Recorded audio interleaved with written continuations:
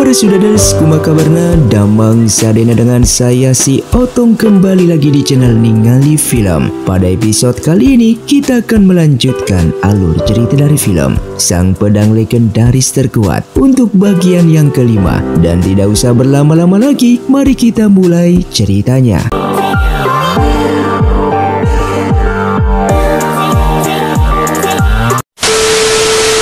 Film pun dilanjutkan dengan diperlihatkannya Cheng Bai yang berusaha membunuh Xin Yang. Namun beruntungnya Kai pun datang ke sana, yang pada akhirnya kedua orang ini pun jatuh ke dalam jurang.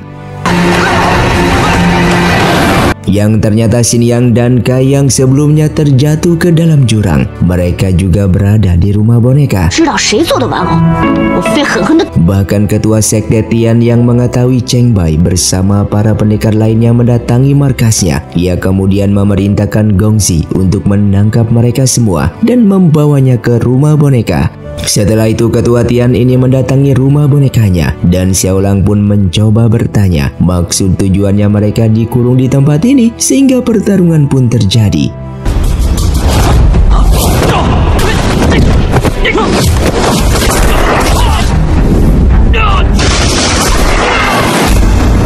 Namun ketua sekte Tian yang sangat hebat ini mampu mengalahkan mereka semua. Bahkan dengan sekali serangannya membuat Kai menjadi es batu. Di sini sang ketua mengancam mereka kalau dalam 3 hari tidak ada yang terbunuh untuk menggantikan nyawa Kai, maka Kai ini akan mati untuk selama-lamanya. Sementara Cheng Bai yang ditangkap oleh ketua sekte Tian pun dimasukkan ke dalam rumah boneka sampai akhirnya bertemu dengan Shen Jun dan yang lainnya. Singkatnya, Shen Jun yang penyakitnya kambuh kembali di saat dekat dengan Xiaolang. Nyonya Shen pun sangatlah marah kepada ketua sekte Tian dan menantangnya untuk bertarung. Dikarenakan ketua Tian yang tidak keluar dari persembunyiannya, ia pun nekat akan bunuh diri daripada hidup melihat penderitaan anaknya itu. Namun sang ketua Tian datang yang langsung menggagalkannya. Yang ternyata Nyonya Shen ini hanya berpura-pura ingin bunuh diri, yang sebenarnya ia berencana untuk membunuh ketua Tian dengan menggunakan jarum beracunnya yang selama ini ia pelajari. Dari perdebatan mereka ternyata mereka ini mempunyai dendam puluhan tahun yang lalu, yang dimana saat itu Nyonya Shen ini dulunya merupakan kekasihnya ketua Tian. Mereka sudah pernah berjanji untuk sehidup semati. Namun karena sebuah kesalahan ketua Tian ini berselingkuh dengan teman seperguruannya yang bernama Xiaowan yang merupakan pendekar terkuat di masa lalu, hingga mengakibatkan Xiaowan ini hamil. Tak terima kekasihnya direbut, Nyonya Shen bersama Nyonya Bai Hong dan juga Asiu mendatangi Xiaowan yang sedang hamil 9 bulan dan membunuhnya. Atas kejadian itulah ketua Tian menyimpan dendam kepada mereka, dan saat itu ia berjanji akan membuat orang-orang yang membunuh kekasihnya itu menderita seumur hidup seperti dirinya. Itulah alasan ia meracuni Shen Jun dengan menggunakan serangga, dengan bertujuan agar Nyonya Shen juga merasakan penderitaannya seperti dirinya yang menderita selama puluhan tahun kehilangan kekasihnya, bahkan anaknya yang saat itu masih berada di dalam perut. Namun secara mengejutkan Asiu mengatakan jika anak ketua Tian sebenarnya belumlah mati, yang membuat mereka semua menjadi terkejut ketika mengetahui anaknya ketua Tian ini adalah Cheng Bai. Dengan mengetahui hal itu, ketua Tian pun membawa Cheng Bai ke markas sekte Tian dan akan menguji dahulu apakah darah Cheng Bai ini merupakan darah dagingnya. Diperlihatkannya darah Cheng Bai dan darah dirinya disatukan, yang hasilnya Cheng Bai merupakan anaknya. Namun ternyata Cheng Bai sebenarnya bukanlah anaknya ketua Tian. Ia hanya memanipulasi darahnya seperti ketua Tian agar di saat diuji coba darah mereka menyatu dan menganggap dirinya adalah anaknya. Yang ini semua sudah direncanakan sebelumnya oleh Nyonya Shen bersama Asiu agar mereka tidak dibunuh atas balas dendam tersebut. Setelah itu sang ketua Tian yang mengetahui Cheng Bai adalah anaknya, ia pun memasuki sebuah ruangan rahasia yang tidak ada seorang pun masuk ke sana terkecuali dirinya, dan di sana banyak sekali buku-buku teknik bela diri terkuat. 全部都大有来头。如何呀？ Sedangkan di sisi lain, Asiu yang tak sengaja melihat Xiaolang sedang berganti baju dan tak sengaja juga ia melihat tanda Xiaolang yang berada di bahunya karena tanda itu ialah yang membuatnya dan itu merupakan tanda yang dulu pernah ia buat kepada anaknya Xiaowan. Setelah bertanya latar belakang Xiaolang kepada Xingyang, Asiu pun semakin yakin kalau Xiaolang ini merupakan anaknya Ketua Tian.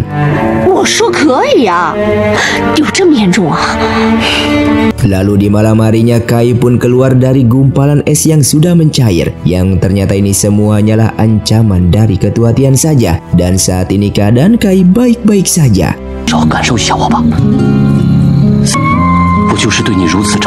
Keesokan paginya Senjun sakitnya semakin parah. Menurut ibunya bahwa peluang hidupnya sangatlah kecil dan yang bisa menyembuhkan Senjun hanyalah Ketua Tian.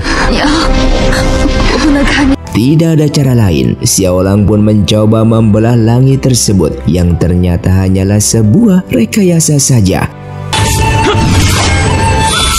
Singkatnya mereka semua pun pada akhirnya sampai di Sekte Tian. Dengan mengetahui obat untuk Senjun hanya darahnya Ketua Tian, Xiaolang pun langsung berlutut dan memohon kepadanya. Namun karena dendam itu tidak bisa ia lupakan, Ketua Tian pun menantang mereka yang apabila dapat mengalahkannya maka ia mempersilahkan darahnya ini untuk mengobati Senjun.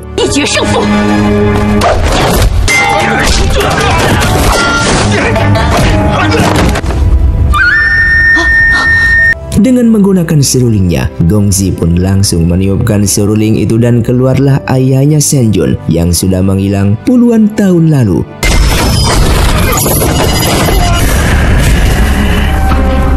Dan sampai akhirnya ayahnya Senjun ini pun mati dibunuh oleh Gongzi di depan mereka semua.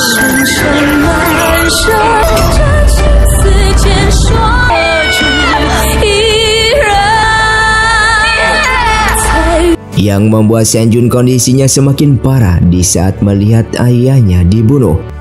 Di sini Xiaolang yang tidak ada cara lain kecuali harus bertarung dengan Ketua Tian, ia pun langsung menyerangnya.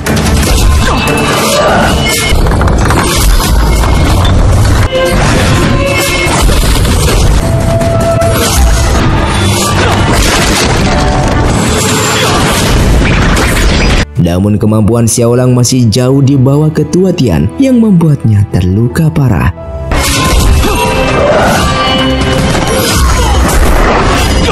Dengan melihat kondisi ini, Cheng Bai pun langsung menyerang Ketua Tian dari belakang.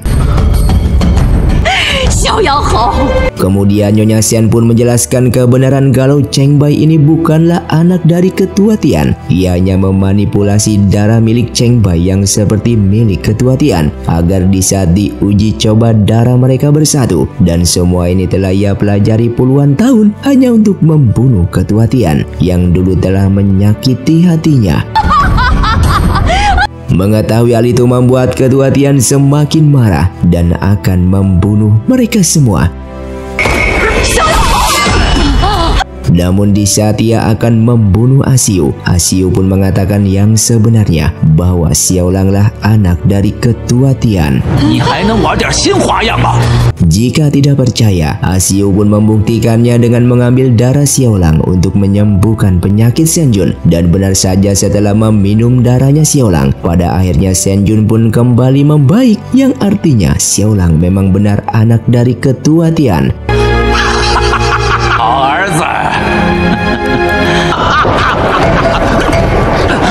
Dengan mengetahui semua ini, Ketua Tian semakin ingin membalaskan dendamnya. Namun di sini Xiaolang mencoba menghalangi ayahnya tersebut.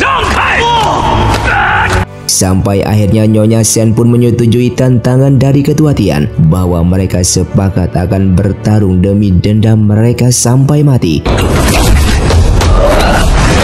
Dalam pertarungan itu, mereka teringat di saat masih menjadi pasangan kekasih yang sebenarnya kedua orang ini masih saling mencintai. Namun karena dendam mereka pun harus melupakan semua kenangan itu. Dalam pertarungan itu, Ketua Tian menyelamatkan Nyonya Sen dari geseran batu besar sehingga ia terkena batu tersebut yang membuatnya terluka parah. 我就靠环宇活下去。 Yang ternyata mereka ini masih saling mencintai dan dikarenakan markas sekte Tian yang akan runtuh, Ketua Tian dan Nyonya Sen pun menyuruh mereka semua untuk pergi dari tempat ini. Setelah mereka semua keluar dari sana, mereka pun menganggap kalau Ketua Tian bersama Nyonya Sen tidak akan selamat, yang membuat mereka semua menjadi bersedih.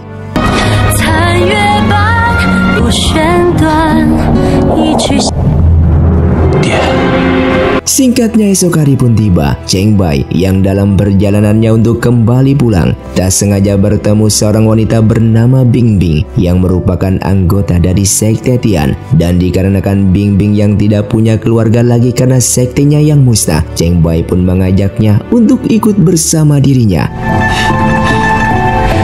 Sementara itu Shen Jun setelah beberapa kali minum darahnya Xiaolang, racun perasaan di tubuhnya semakin hari semakin berkurang. Kondisi kesehatannya pun semakin membaik. Namun ternyata semakin ia sembuh semakin juga ia kehilangan ingatannya terhadap Xiaolang. Bahkan ia juga lupa kapan ia bertemu dengan Xiaolang. Ia juga lupa tempat-tempat yang pernah didatangi bersama Xiaolang. Kemudian ia pun menjelaskan alasannya kepada Xiaolang mengapa ia tidak meminum lagi darahnya itu, karena ia yang akan kehilangan ingatannya setelah meminum darahnya tersebut. Semakin banyak ia minum maka efeknya semakin kehilangan ingatannya terhadap Xiaolang. Namun di sini Xiaolang tidak peduli, yang terpenting adalah Shen Jun sembuh dan selamat. Oleh karena itu ia secara diam-diam meminum darahnya itu ke dalam mulutnya Shen Jun. Kondisi fisik Shen Jun pun mulai membaik sepenuhnya, namun ingatannya kepada Xiaolang sekarang benar-benar sudah menghilang. Xiaolang yang tidak tega melihat penderitaan Shen Jun, ia pun membuat cara agar Shen Jun meninggalkannya. Sementara itu di kediaman Cheng Bai, malam itu juga ia sedang bersama Bing Bing. Lalu tak lama kemudian seorang pelayan pun datang melaporkan kalau Shen Jun yang kembali. Dengan mengetahui Shen Jun sudah lupa ingatan terhadap Xiaolang, Cheng Bai pun menjadi senang dan memanfaatkan keadaan itu. Dalam sebuah kesempatan Xiaolang menyempatkan diri menemui Shen Jun, namun Shen Jun benar-benar sudah tidak ingat lagi siapa itu Xiaolang. Di sini Xiaolang pun merasa senang Shen Jun yang sudah sembuh kembali, namun ia tak bisa menyembunyikan kesedihan di hatinya yang membuatnya nangis karena Shen Jun yang sudah melupakannya karena efek dari meminum darahnya tersebut. Namun di saat malam hari dan Cheng Bai menyiapkan persiapan pernikahannya, Xiaolang pun datang ke sana. Di sini Xiaolang menyuruhnya untuk tidak menyakiti Shen Jun. Ia juga mengatakan bahwa dirinya tahu bahwa Cheng Bai lah yang membakar rumah Shen Jun.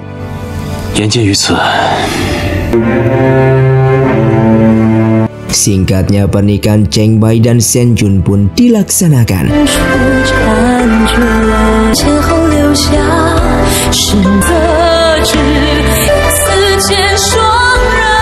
Beberapa hari kemudian, dunia persilatan digemparkan dengan kemunculan orang yang memakai topeng Ketua Tian yang membantai semua pendekar.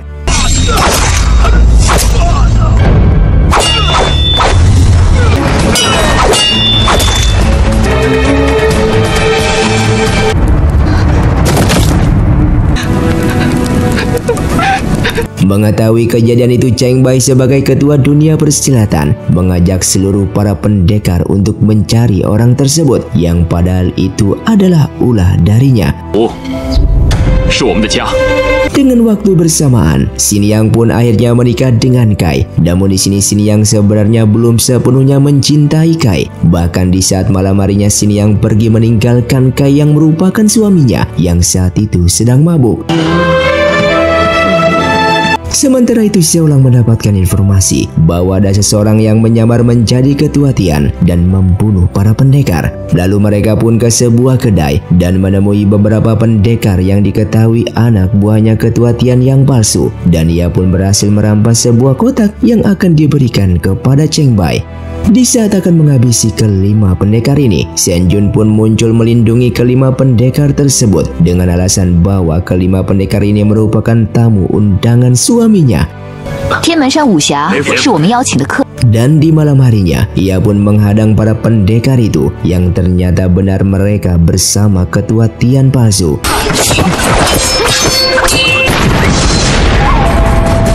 Yang ternyata para pendekar itu baru saja menculik Shen Jun. Namun tiba-tiba Cheng Bai pun datang dan langsung menuduh Xiaolang lah yang menculiknya. Yang ternyata ini semua merupakan rencananya Cheng Bai untuk menghabisi Xiaolang.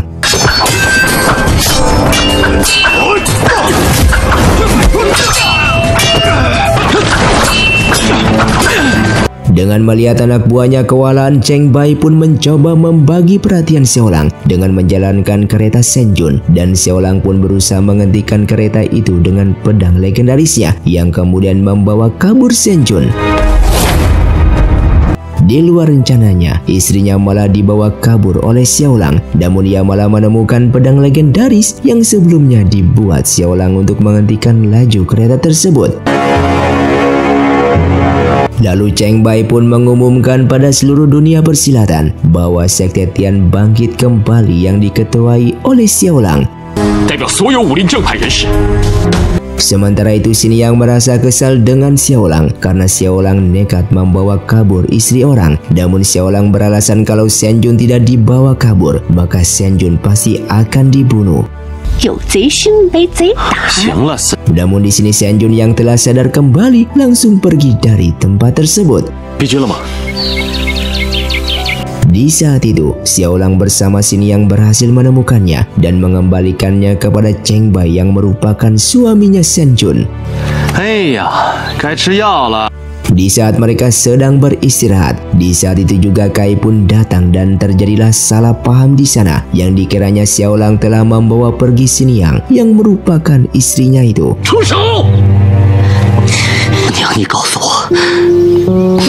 Sedangkan Cheng Bai yang telah mendapatkan pedang legendaris, ia pun langsung mempelajari teknik pedang itu. Namun yang terjadi bukanlah bertambah kuat, malah justru kekuatannya diambil oleh pedang tersebut. Sementara itu Xiaolang yang masih bersama Shen Jun, tak sengaja mereka bertemu dengan biksuni yang bersembunyi dan ketakutan. Ternyata orang ini pernah melihat wajah asli orang yang menyamar menjadi ketua Tian. Di sini Xiaolang bermaksud membawa biksuni itu ke hadapan Cheng Bai untuk menunjukkan siapa yang menyamar menjadi ketua Tian. Namun dalam perjalanan mereka dihadang dan diserang oleh orang-orang misterius.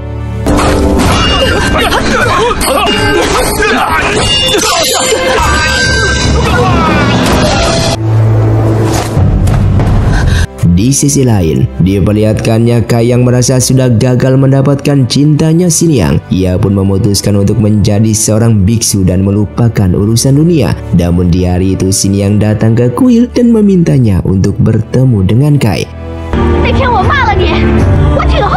Dengan waktu bersamaan, Cheng Bai yang masih berusaha memecahkan teknik rahasia pedang legendarisnya, namun masih juga belum berhasil.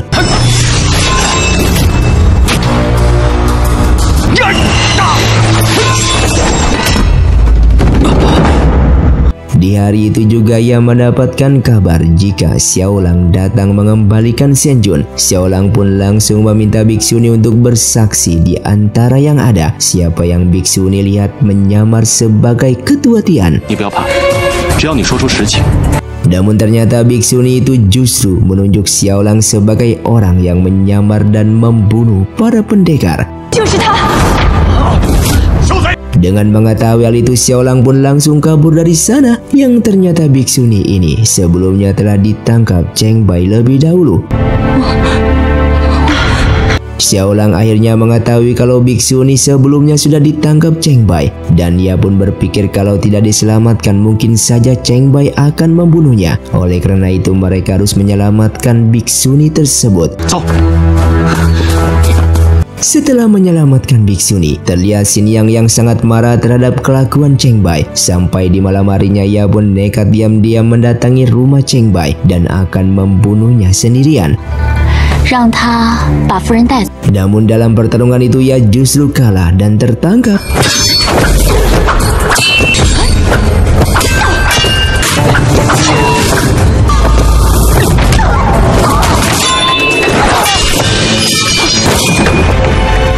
bahkan ia diberikan racun oleh Bingbing. 一滩烂泥那样死去。 Sementara itu Cheng Bai terus berlatih mencari rahasia kekuatan pedang legendarisnya, dan seketika itu juga ia teringat perkataan dari mendiang ketua Tian bahwa untuk mengeluarkan kekuatan pedang legendaris itu dibutuhkan sebuah kunci, yang secara kebetulan ia menemukan sebuah benda yang berada di leher Shen Jun, yang ternyata kunci itu ada padanya yang merupakan milik ibunya Shen Jun. Dan sampai akhirnya kekuatan pedang ini pun keluar yang memiliki kekuatan yang sangatlah luar biasa.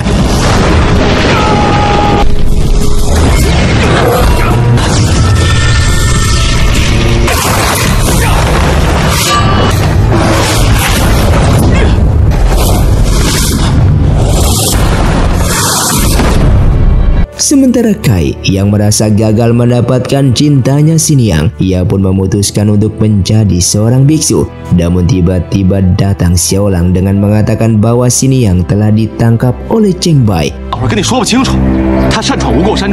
Yang pada akhirnya Kai pun berangkat juga untuk menyelamatkan Xiniang untuk terakhir kalinya memperjuangkan cintanya tersebut. Singkatnya Kai pun bertemu dengan Cheng Bai dan langsung menanyakan di mana Xiniang berada. Namun di sini Kai tidak bisa berbuat apapun karena teknik bela dirinya tak mampu menandingi teknik bela diri milik Cheng Bai, sehingga Cheng Bai memberikan syarat untuk bisa membebaskan Xiniang, yaitu Kai harus berani membunuh Xiaolang. Demi cintanya Xiniang, ia pun berpura-pura menuruti kemauan Cheng Bai ini dan membawa Xiniang untuk pergi dari tempat tersebut. Setelah sampai di sebuah tepi sungai, Xiniang pun tersadar namun seperti mabuk asmara, yang ternyata itu efek dari racun sebelumnya. Sementara itu Cheng Bai yang sudah berhasil mengaktifkan pedang legendarisnya, seketika kekuatan di tubuhnya pun semakin bertambah. Bahkan ia mampu mengambil kekuatan lawan sehingga kekuatannya pun semakin kuat. Ia pun kemudian mengajak seluruh pendekar untuk menghabisi Xiaolang. Sedangkan saat ini Xiaolang pun menemui gurunya, namun para pendekar masih terus mengejarnya dan berusaha untuk membunuhnya.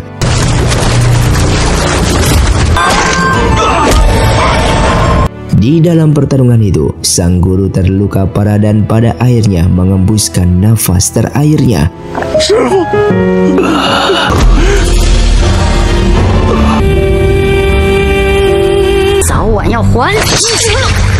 Setelah itu Xiaolang bersama Gongxi kemudian merencanakan jahat untuk membongkar Cheng Bai, sekaligus membalaskan dendam gurunya suatu hari saat nanti.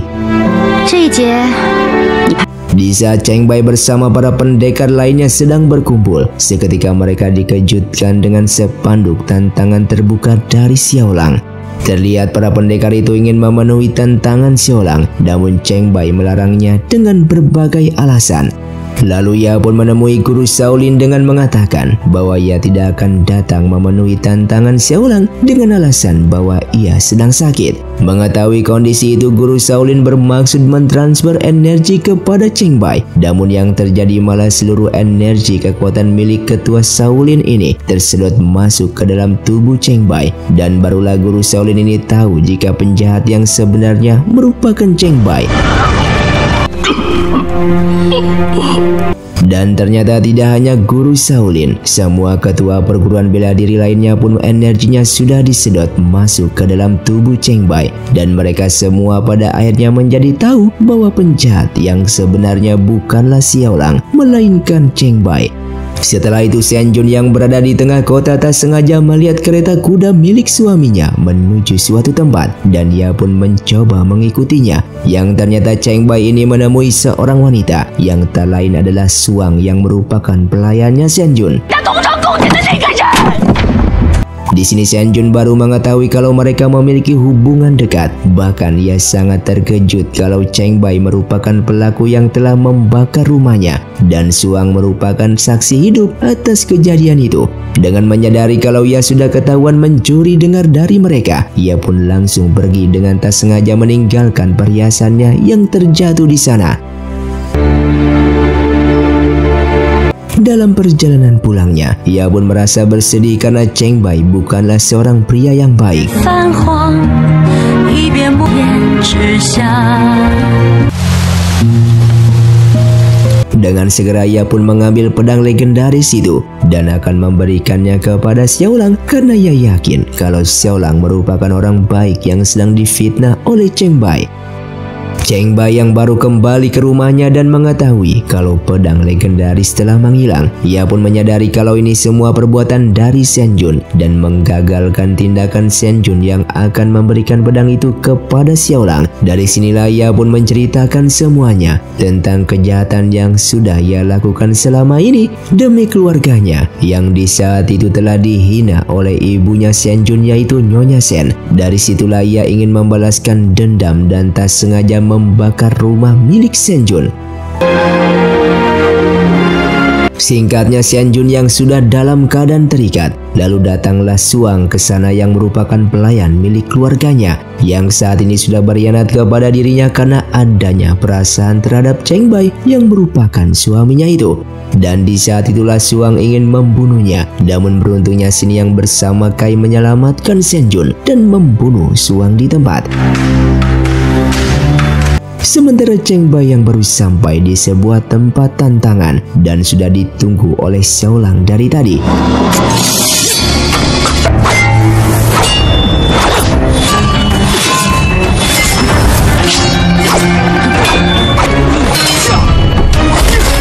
Dalam pertarungan itu Xiaolang pun kalah melawannya, namun ternyata itu bukanlah Xiaolang melainkan Gongxi yang menyamar. Dan karena mendapatkan luka yang parah, ia pun harus mengembuskan nafas terakhirnya.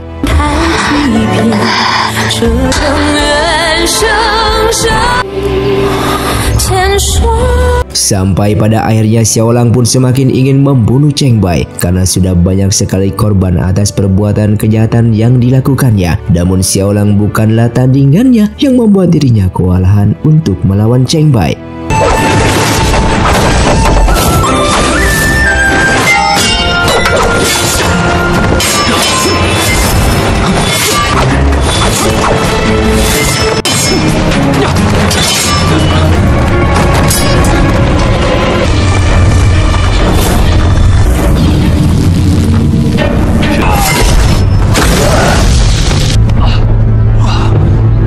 Tak lama kemudian, Kai bersama Shin Yang pun datang ke sana untuk membantu Xiaolang dan membunuh Cheng Bai. Namun di sana justru mereka kalah dan bahkan Kai terkena serangan dari pedang legendaris itu yang membuatnya terluka parah.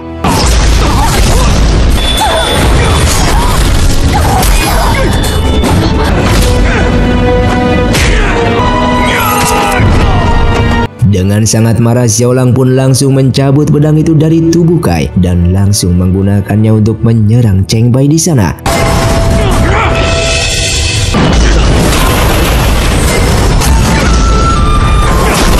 Terlihat Cheng Bai yang kalah dalam pertarungan itu dikarenakan Xiaolang yang menggunakan pedang legendaris tersebut. Ia pun memintanya untuk tidak menggunakan pedang itu lagi dan harus secara adil bertarung dengan tangan kosong. Namun ternyata ini hanyalah rencana busuknya yang langsung mengambil pedang itu setelah Xiaolang membuangnya.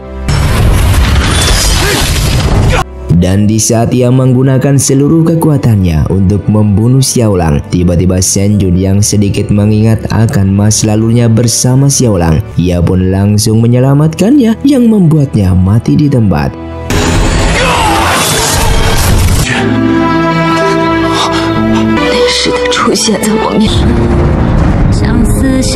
Cheng Bai yang melihat istrinya mati di tangannya sendiri, ia pun merasa putus asa dan mengeluarkan seluruh teknik bela dirinya yang sebelumnya ia curi dari para master di seluruh perguruan yang membuat tubuhnya lemas dan memiliki tenaga dalam dan mati di sana.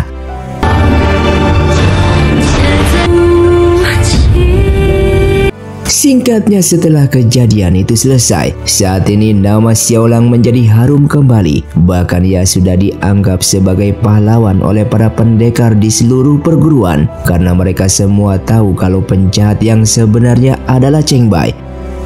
Lalu di sini ia meminta Siniyang untuk tidak mengikutinya lagi karena saat ini Siniyang yang sudah memiliki suami yaitu Kai. Dan dari sinilah perpisahan mereka dimulai, yang dimana Xiaolang akan berkelana menjalani hidupnya dan membantu orang-orang yang tidak bersalah atas kejahatan dari para penjahat demi kedamaian dunia persilatan di seluruh dunia ini. Dan film pun tamat. Terima kasih untuk kalian yang sudah mengikuti dan menonton film ini dari awal hingga akhir. Kalian sangatlah luar biasa. Buat kalian yang mau request film selanjutnya, silahkan komentar di bawah ini. Sampai jumpa di video selanjutnya. Saya pamit ulang dari Ningali Film. Saya undur diri dan salam Sundaners.